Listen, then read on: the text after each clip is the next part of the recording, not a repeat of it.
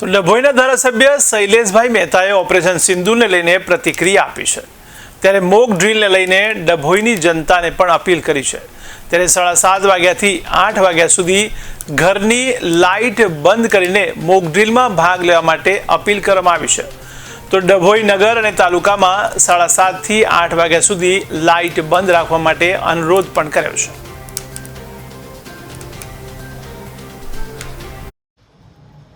ભારત માતા કી જય।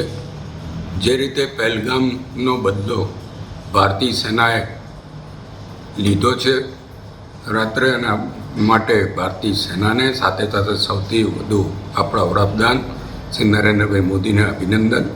સાથે જ આજે જે મોક ડ્રીલનો કાર્યક્રમ સાંજે 7:30 થી 8 દરમિયાન રાખવામાં આવ્યો છે, હું ડભોઈ નગર, ડભોઈ તાલુકા અને ડભોઈ વિધાનસભાના નાગરિકોને વિનંતી કરું છું કે આપણે સૌ આમાં સહકાર આપીએ। 7:30 થી 8 દરમિયાન આપણા ઘરની લાઇટો ચાલુ હોય તેનો પ્રકાશ બહાર ના જાય એની વ્યવસ્થાઓ ગોઠવીએ। જાડા પડદા કે બ્લેક પડદા રાખીને સહેજ પણ પ્રકાશ બહાર ના જાય એની કાળજી રાખીએ। આપણે કોઈ વાહન પર હોય તો એની હેડલાઇટ બંધ કરીને સાઈડ પર ઊભા રહી જઈએ। સરકાર તરફથી જે સૂચનાઓ આપવામાં આવે એનું પાલન કરીએ અને સંપૂર્ણ સહકાર આપીએ।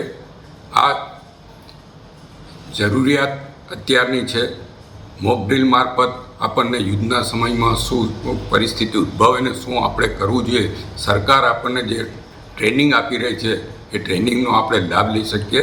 અને કોઈ ઇમરજન્સી ઊભી થાય તો કેવી રીતે લોકોને ઇમરજન્સીમાં મદદ કરવી, એ તમામ વસ્તુને ધ્યાનમાં રાખીને આપણે સૌ સરકારની જે કંઈ સૂચનાઓ હોય, તંત્ર તરફથી જે કંઈ સૂચનાઓ આપવામાં આવે એ ડભોઈ નગર અને ડભોઈ તાલુકા અને ડભોઈ વિધાનસભાના તમામ નાગરિકો એ તંત્રને જે કંઈ સૂચનાઓ હોય એનો અમલ કરે એવી આપ મારફત વિનંતી કરું છું।